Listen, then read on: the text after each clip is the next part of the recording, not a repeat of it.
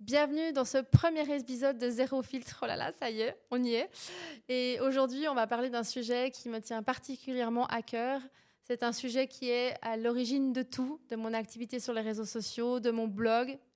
J'ai nommé la charge mentale domestique. Et qui de mieux pour en parler que mon conjoint, Régis. Ensemble, nous allons partager notre expérience pour essayer de libérer la parole et pour te permettre, qui sait, de toi aussi amorcer cette discussion au sein de ton foyer.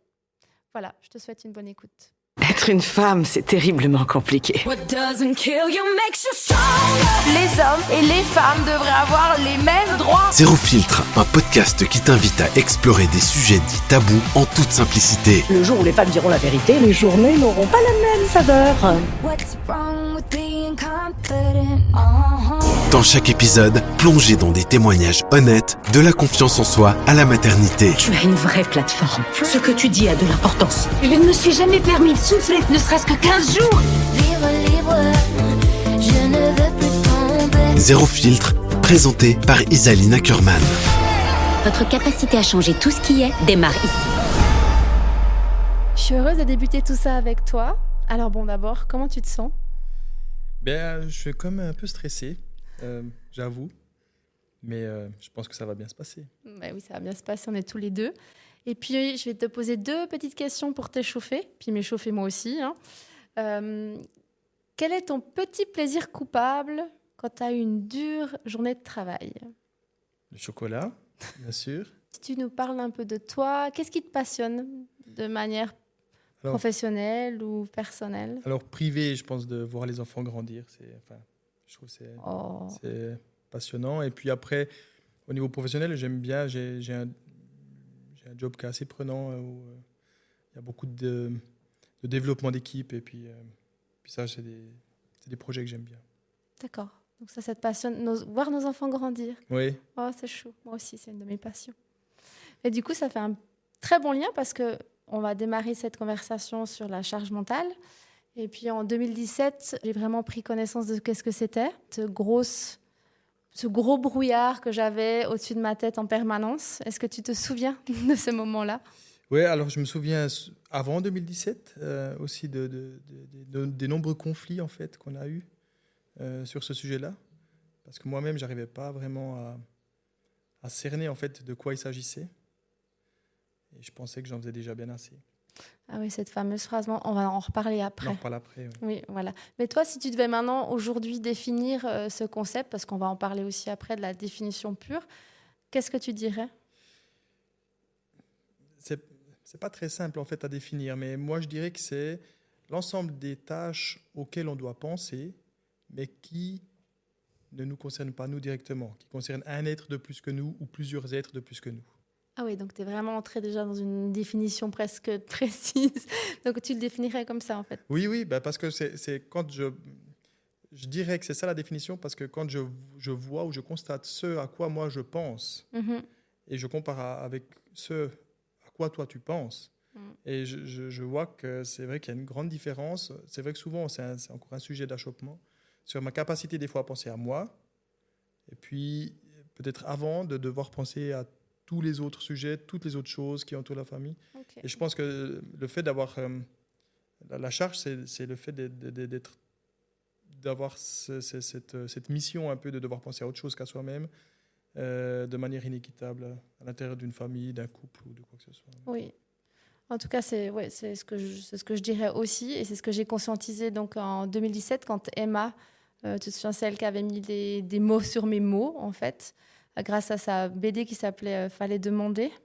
Bien que la notion de charge mentale, je crois qu'elle a été la première fois, elle a été nommée en 1984, mais bon, moi j'en ai pris connaissance en 2017. Et c'était un vrai déclic, en tout cas en ce qui me concerne, parce que pendant des années, je me suis rendu compte que j'avais déjà assumé cette part-là de la charge mentale.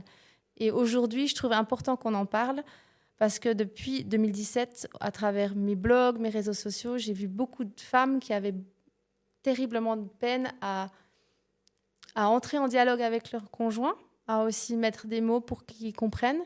Et puis c'est pour ça que c'est bien que tu sois là aujourd'hui. Chaque fois que j'en parle dans les défis, chaque fois qu'on vient avec ton témoignage, les femmes elles sont là. Ah mais c'est trop bien, je vais pouvoir en parler à mon mari. Et je trouve que c'est riche du coup que tu sois là. Donc, la charge mentale, comme tu l'as dit justement, c'est donc ce... Tu as dit, toi, comment tu l'as dit? C'est un concept... C'est la capacité voilà. le devoir de penser à plus à des projets qui ne nous concernent pas forcément directement, mais qui concernent d'autres membres de la famille. La plupart du temps, je dirais privé. Tout se mélange après avec le travail aussi. Oui, parce qu'on parle de charge mentale domestique. Hein. C'est vrai que je ne l'ai pas précisé.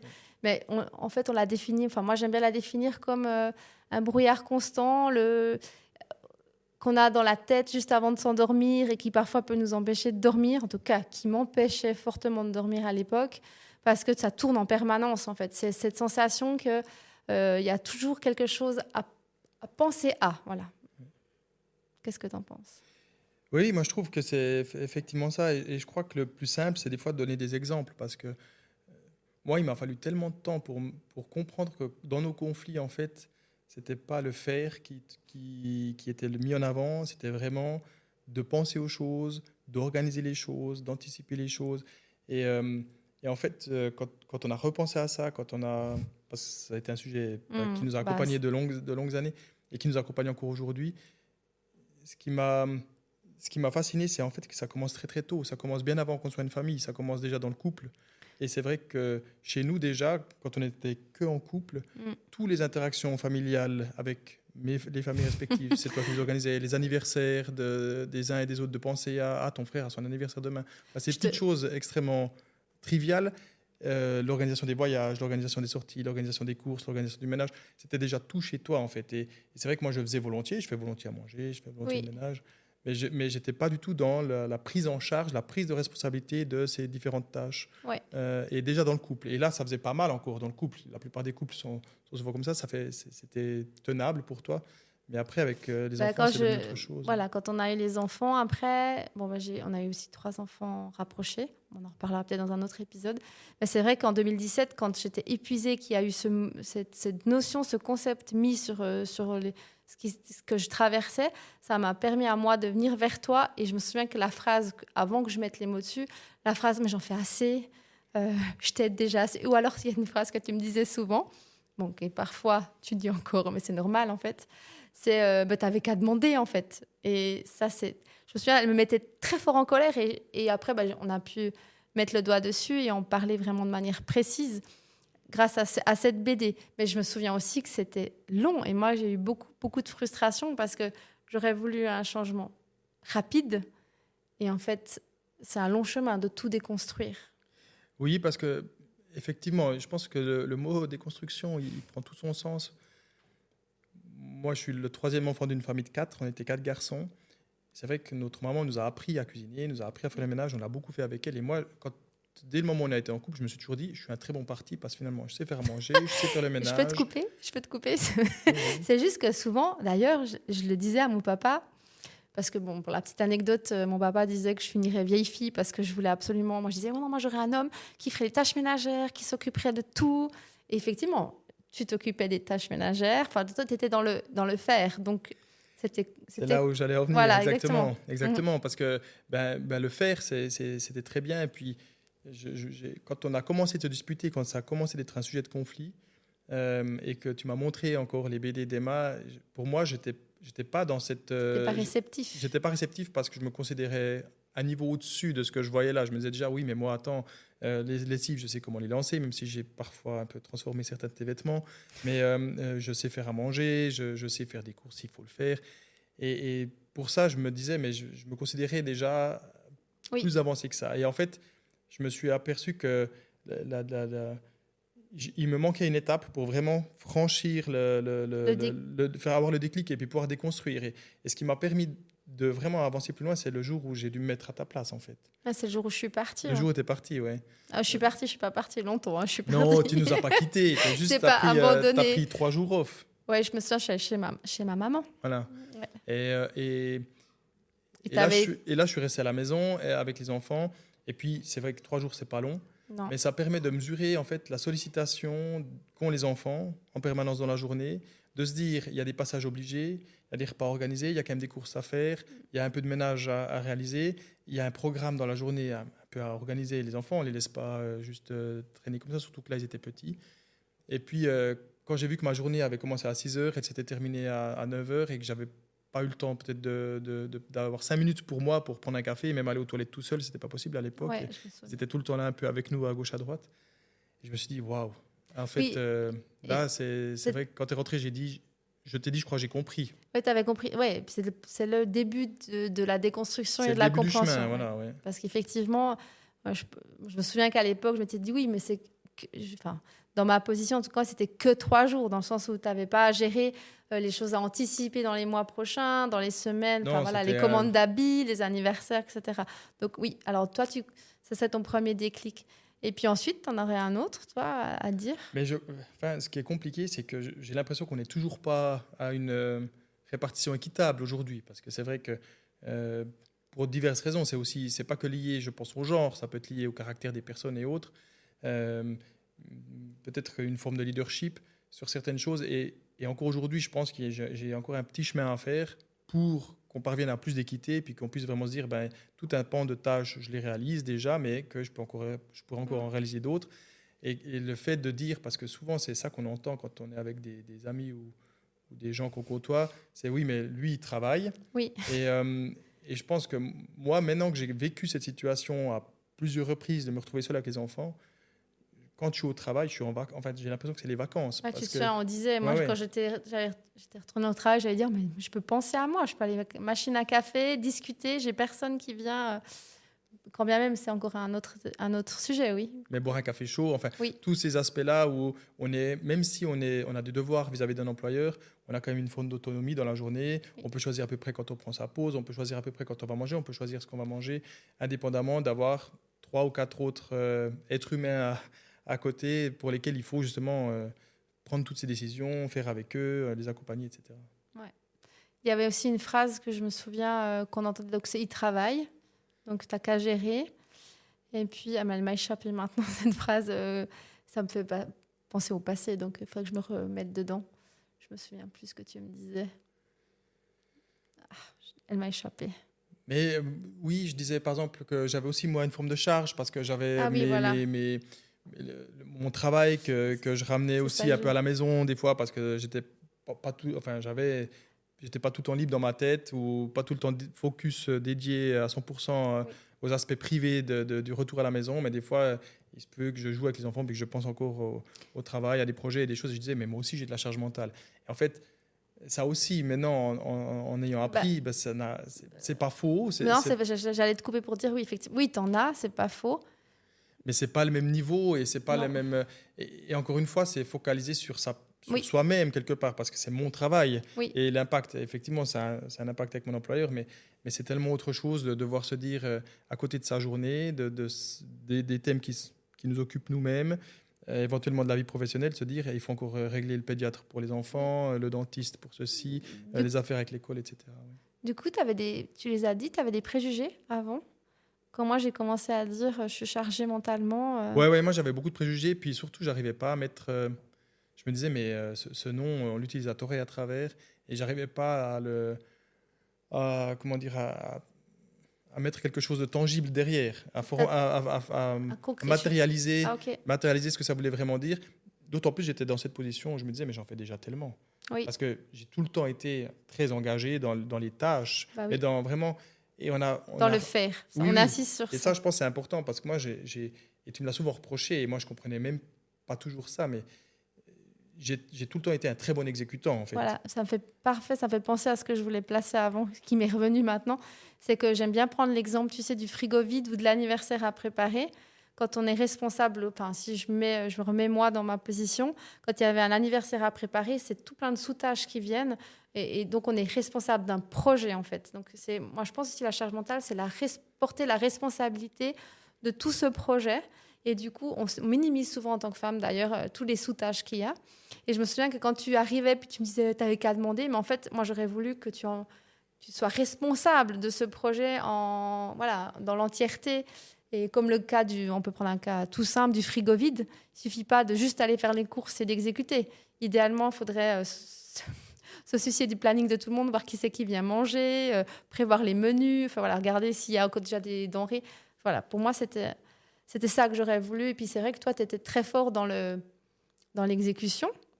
Et c'est vrai, c'est bien que tu dises ça parce qu'on était aussi à un moment de conflit parce que moi, j'étais à la limite entre le temps dédié au travail et le temps dédié aux tâches de la famille. J'étais à la limite. Et quand on se disputait, je me disais, mais où c'est que je vais mettre ce que tu me demandes en plus et ce que je n'ai pas compris, c'est que j'aurais pu faire moins et prendre plus la responsabilité de certaines tâches. J'aurais même pu prendre la responsabilité de tâches et te déléguer l'exécution. Oui. Et ça, c'est que des années après que je me suis dit, mais en fait, on aurait pu avoir une qualité de vie ensemble nettement supérieure. Et moi, j'aurais pu en faire moins en prenant plus de responsabilités quelque part. Oui, parce que dans ce sens-là, après, moi, ça me libère. Et puis, c'est ça aussi le déclic que moi, j'avais eu, c'est que je me sentais incapable de faire autre chose de ma vie parce que tout mon cerveau était pris par ça, en fait.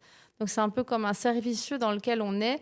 Et du coup, moi, j'avais pas l'espace libre pour penser à ce que moi, j'avais envie de nourrir en moi, vu que de toute façon, j'étais tellement chargée avec ce brouillard dans ma tête que c'était impossible.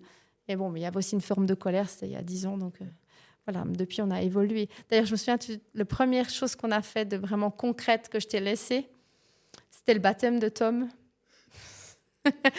Rapidement après mon retour. Est-ce que tu es d'accord de raconter cette anecdote?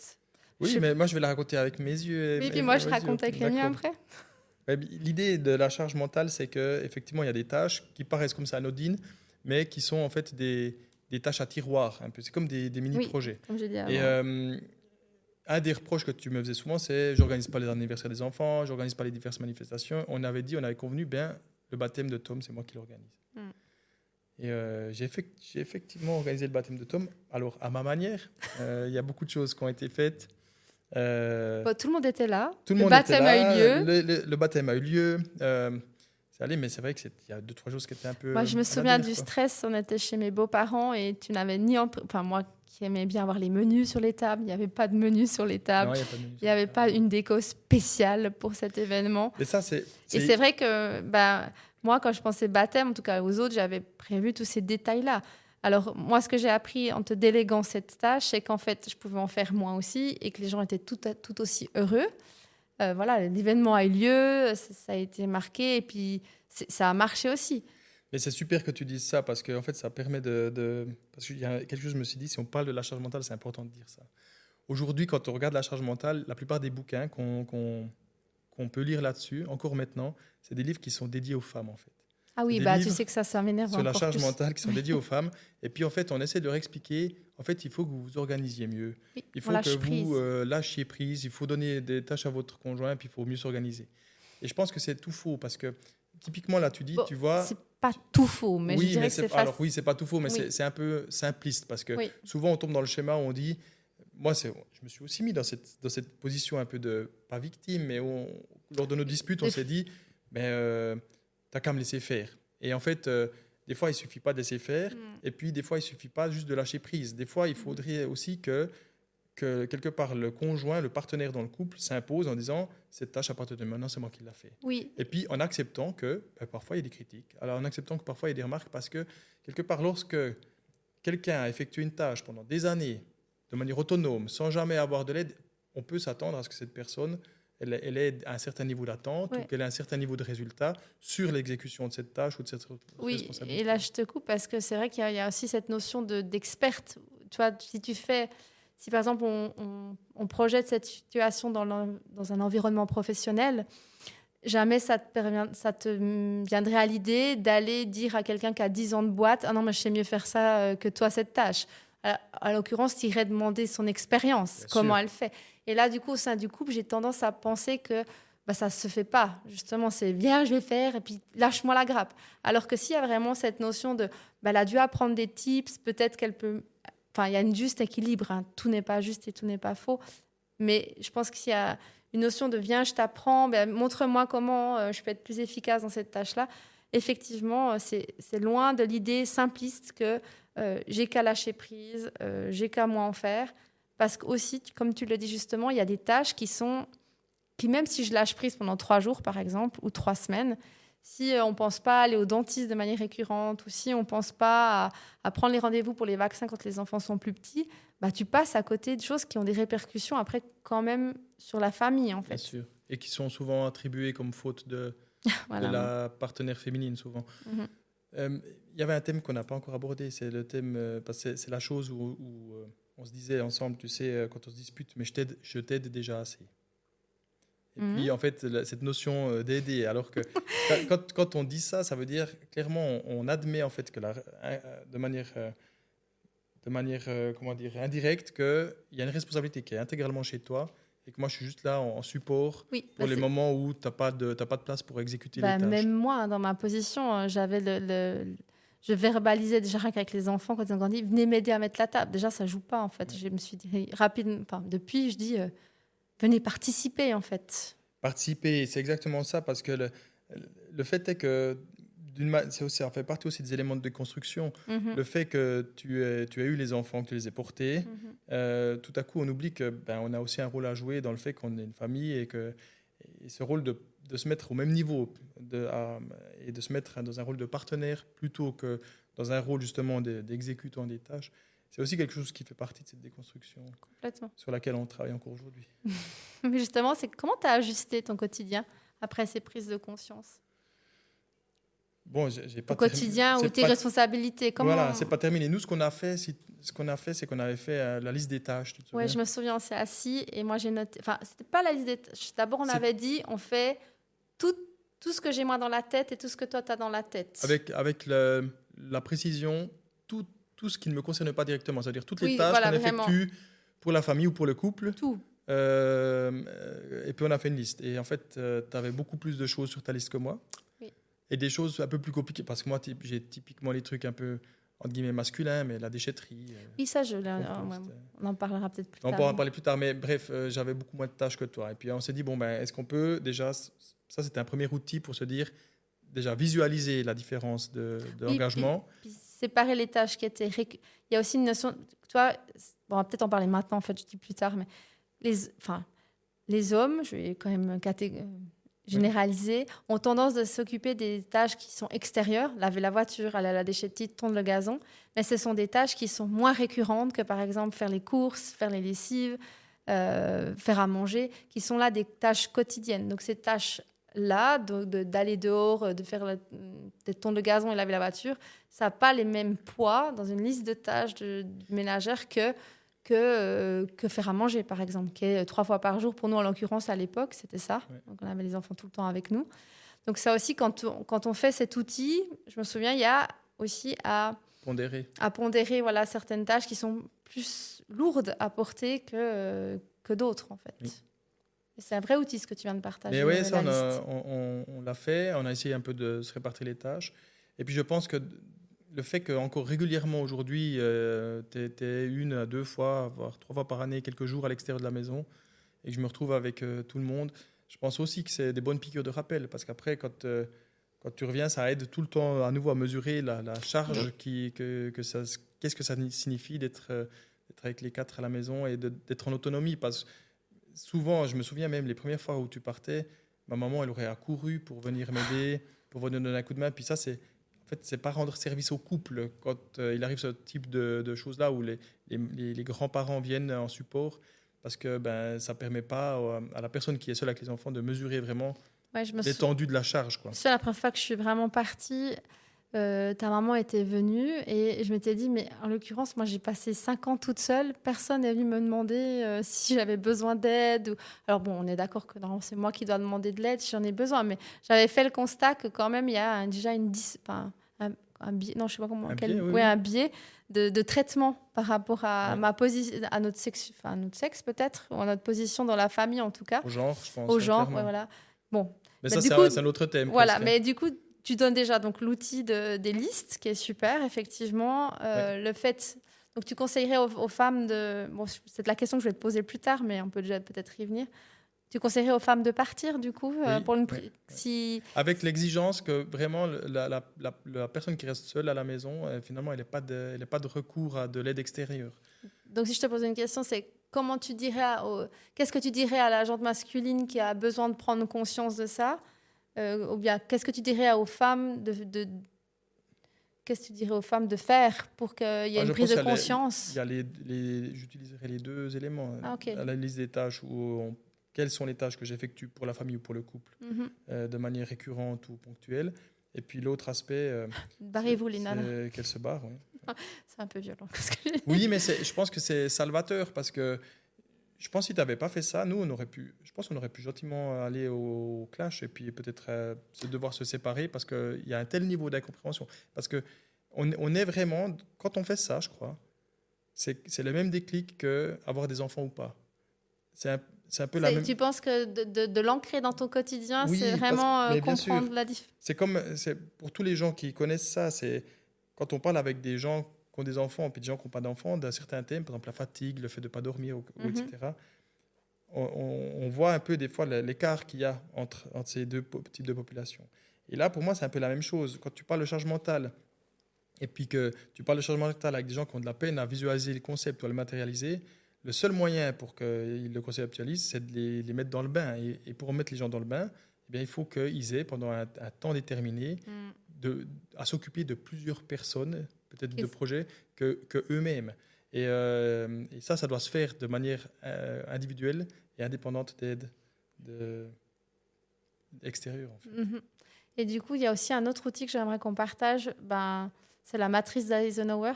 J'en parle pendant le défi de 21 jours que je fais via mon site de coaching. Et je trouve que c'est aussi important parce que moi, dans mon raisonnement, tout était urgent et prioritaire, alors que tout n'est pas forcément urgent ou prioritaire. Donc ça, c'est aussi un outil sympa. Et moi, je trouve que c'est bien de le faire avec toi, souvent notre partenaire, parce qu'ils ont la capacité à prendre le recul sur ce qui est important et ce qui ne l'est pas.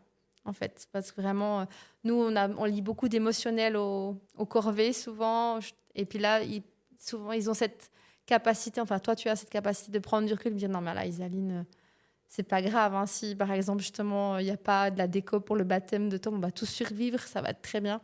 Donc voilà, de pouvoir réattribuer ces tâches, je trouvais sympa moi. Oui, parce que je pense que ça permet de se mettre d'accord sur finalement le niveau d'exigence ou le niveau d'attente pour certains événements. Typiquement là c'était le baptême, mais ça peut être d'autres projets.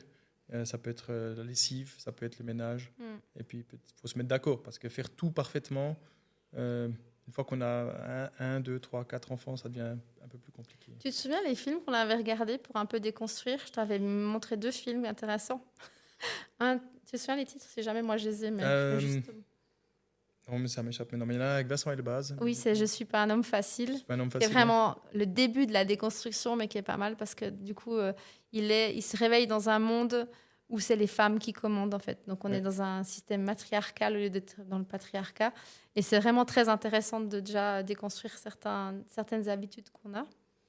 Et l'autre, c'était L'Ordre divin. Oui, L'Ordre divin, oui, juste. Qui aussi était un film parfait. un peu avec une dimension historique parce que c'est tiré de faits réels. Ouais. Et puis, j'aimerais te poser encore 2 autres dernières questions. En quoi cette prise de conscience, ça t'a affecté? Qu'est-ce que ça t'a fait? Dans ton bien-être, peut-être, et puis dans notre couple? Je pense que dans le couple, ça a apaisé parfois un peu la situation. Ça a permis peut-être qu'on se reconnecte un peu. Et je pense que ça, c'est plutôt... c'était très positif.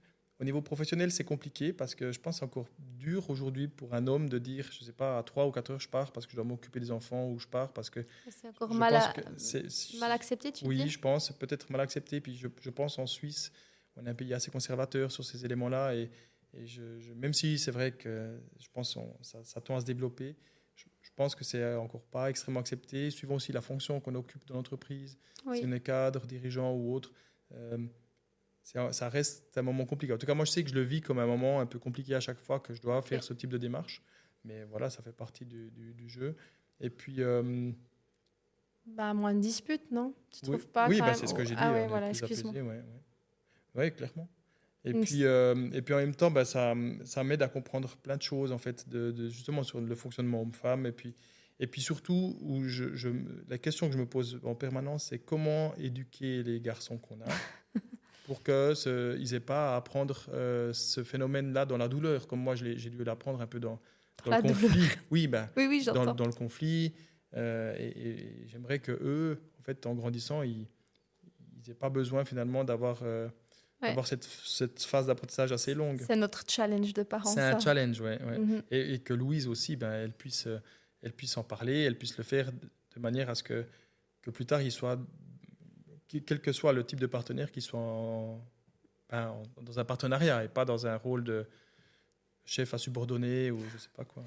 Tu aurais un dernier message à transmettre à celles et ceux qui nous écoutent? Ouais, j'ai pas vraiment de conseils à donner, mais s'il fallait faire juste quelque chose, je pense qu'il faut essayer vraiment. Moi, je propose aux mamans qui sont un peu à bout de partir plus qu'un jour, et si possible avec la règle, pas d'aide. Ça, c'est un super accélérateur de prise de conscience pour les hommes, je pense. Intéressant. On va avoir plein de mamans qui auront envie de voyager. Vous viendrez en retraite, les filles, ça vous fera du bien. Sinon, pour terminer, pour clore ce sujet, c'est une question que je pose à tous les invités. Donc, tu es le premier, donc les autres suivront.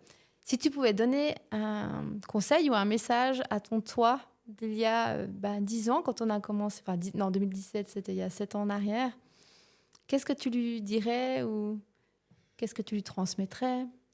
Mais je ne sais pas, parce que cette question-là, je me la suis posée. Je me suis dit, comment est-ce qu'on aurait pu faire pour accélérer ce processus? Et en fait, j'ai l'impression que tout était juste dans le déroulé, même si ça a pris beaucoup de temps, même si on s'est beaucoup disputé. Et encore aujourd'hui, on a encore des points d'accroche sur ce thème-là. On n'est pas parfait. Il y a beaucoup de choses encore qu'on doit mettre en place. Mais je me suis demandé qu'est-ce qu'on aurait pu faire de différent pour accélérer. Et j'ai encore pas la réponse. Et ça veut dire que c'est un message qui est un peu réaliste, mais oui, j'ai pas mieux que... Donc, pas si on aurait pu accélérer les choses, parce que tout est juste en même temps, mais je pense que de peut-être moi aussi, de prendre moins quand on est en couple, en fait, peut-être de couper déjà plus en amont, oui. Tu vois. Bon, on va pas refaire la discussion. Non, on va pas refaire la discussion, mais après, par exemple, tu en parles, tu vois, là, tu dis ça. C'est vrai que toi, par exemple, tu as tout le temps été comme ça. Dès qu'il y a eu des sujets ou des thèmes, tu t'es renseigné, tu as lu, tu as pris des livres, tu as fait des choses. Moi, j'ai jamais fait ce truc-là. Et maintenant, j'ai commencé de faire. Ça veut dire de prendre des livres, de regarder. Il y a un sujet qui est conflictuel ou un sujet délicat. Et puis, je me dis, est-ce que si je m'étais forcé ou si je m'étais contraint à devoir moi aussi lire plus, me renseigner, puis essayer de déconstruire un peu ce qu'on a appris, en fait, d'être critique par rapport à ce que tu as appris et vu comme modèle. Ouais. C'est ça que tu essaies de dire. Oui, et puis peut-être comprendre plus vite que faire c'est pas suffisant, en fait. Ouais. Merci beaucoup pour ton témoignage et notre discussion à cœur ouvert. J'ai l'impression qu'on a oublié plein de choses, mais... Oui, je pense aussi. On arrive déjà à la fin de ce premier épisode. Si tu as envie de retrouver mon conjoint dans un autre épisode, n'hésite pas à nous le dire en commentaire. N'hésite pas non plus à me suggérer un sujet de podcast. En tout cas, merci de ton écoute. Et puis, si tu as aimé ce podcast, n'hésite pas à liker, partager ou même commenter. Et si tu partages, c'est grâce à toi qu'on va libérer la parole sur des sujets qui me tiennent à cœur. Je te dis à bientôt.